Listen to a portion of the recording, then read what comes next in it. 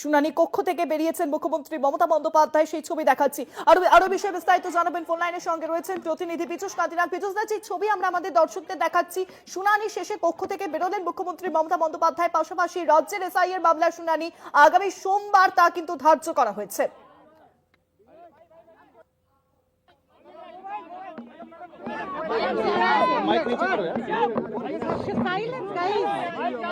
Sir आप frame दे दो।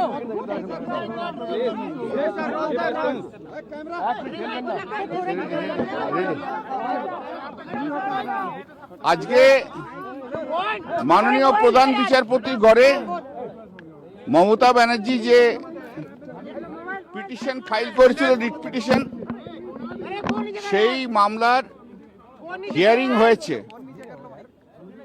এবং সেই মামলার সঙ্গে আরো অন্যান্য যে মামলাগুলো রয়েছে, দোলার মামলা, ডেরেকের মামলা এবং জয় গোস্বামীর মামলা, এই তিনটে মামলাই হিয়ারিং হয়েছে।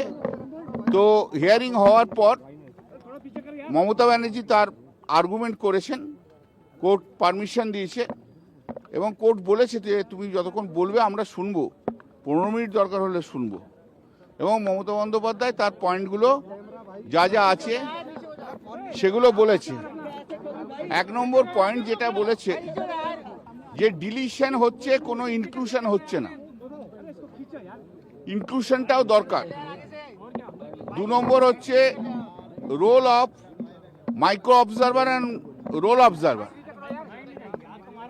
আইনে কোথাও জায়গা নেই যে মাইক্রো অবজারভার এবং রোল অবজারভার অ্যাপয়েন্টমেন্ট করার। 3 নম্বর হচ্ছে এই যে লজিক্যাল ডিসক্রিপেন্সি বলেছে, যেগুলো কোনো ছোট ছোট মিস্টেক, যেমন খান, বাবার নাম খান লিখেছিল আলাউদ্দিন খান, এখন এসছে আলাউদ্দিন খাঁ। তার কার মিস্টেক? এটা তো ইলেকশন কমিশনের মিস্টেক। তার জন্য লোককে কেন হ্যারাস করা হবে?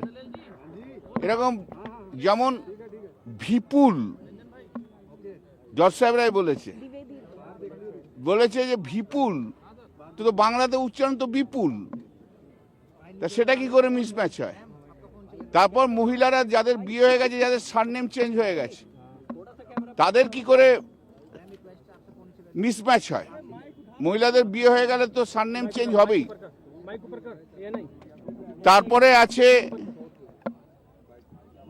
ডেথ পার্সন, 150 জন লোক মারা গেছে, সে কথাও বলেছে।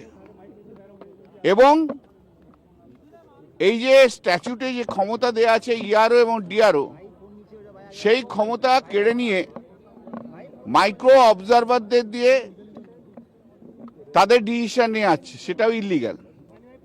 এবং যেটা বড় কথা, যে এখনো প্রচুর লোক বাকি আছে হিয়ারিংয়ের, প্রায় 70-75 লক্ষ, মাত্র 4 দিন সময় আছে।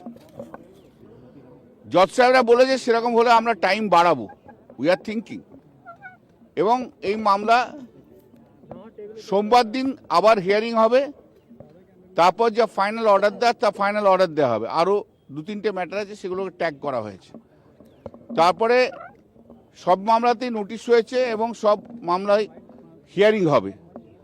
তো মমতা বন্দ্যোপাধ্যায় যে কারণে এসছিলেন, যে তার যে বক্তব্য পশ্চিমবাংলার মানুষের হয়ে বলার, তার অনেকটাই আজকে বলেছেন।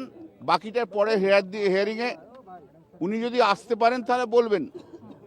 তাহলে যেটা দাঁড়াচ্ছে সেটা হচ্ছে যে মমতা বন্দ্যোপাধ্যায় বাংলার মানুষের জন্য যে দাবি করে এসছিলেন, সেই দাবির আজকে কিছুটা অনেকটাই গ্রহণযোগ্যতা পেয়েছে সুপ্রিম কোর্টের কাছে। এবং যেগুলো বলেছেন সেগুলো মোটামুটিভাবে এগ্রি করেছেন। তাহলে আমি বলবো না, চলে যাচ্ছি। হ্যাঁ, তো তাহলে সেগুলো মোটামুটি গ্রহণ করেছে। সোমবার দিন আবার মামলা হবে, তারপর দেখা যাক কি অর্ডার দেওয়া হবে। তবে কোর্ট তার মাইন্ড